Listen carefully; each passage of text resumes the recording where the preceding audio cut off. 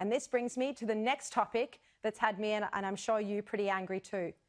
The restriction of freedom of speech by the tech giants.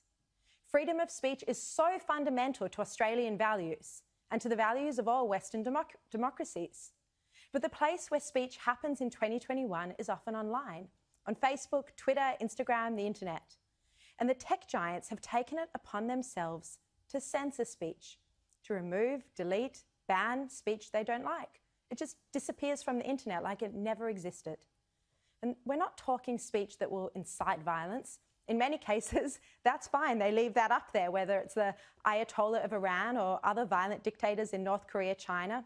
They're fine to go ahead and say their hateful words.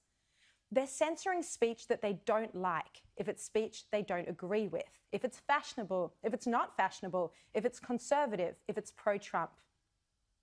Now, of course, this gave rise to Parler, a new platform where the unfashionable, far-right conservative voices moved.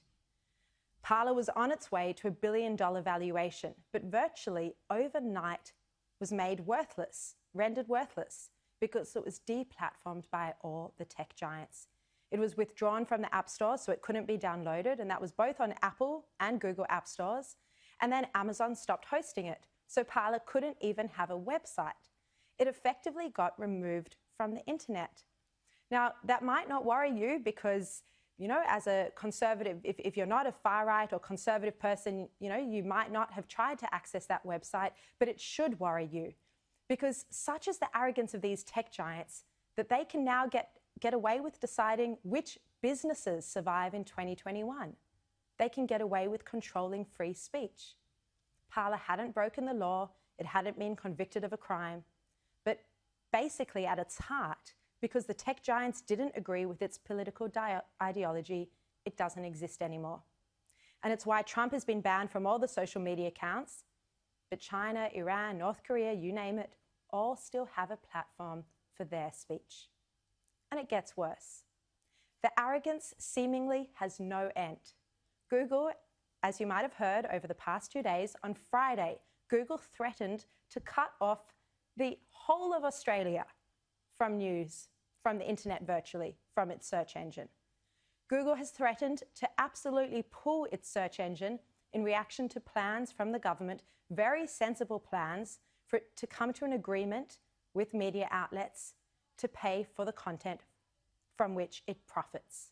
Both the Prime Minister and the Treasurer have hit back at this threat. Australia makes our rules for things you can do in Australia. That's done in our parliament, it's done by our government, and that's how things work here in Australia. And people who want to work with that in Australia, you're very welcome.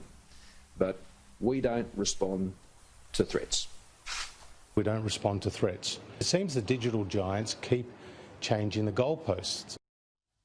Google, a monopoly player, is used to bullying small businesses. It often forces them to pay to buy ads on its site to even appear in its search engines. Well, Google has tried to water down the scandal it caused with a video message where it tried to explain its position, but it's only met a backlash online. The News Media Bargaining Code would break how Google search works in Australia. Now, I know that sounds pretty full on, but it's true. You know how search works. You search, we show you links, and you decide what site to go to. Paying for links breaks the way search engines work, and it undermines how the web works too.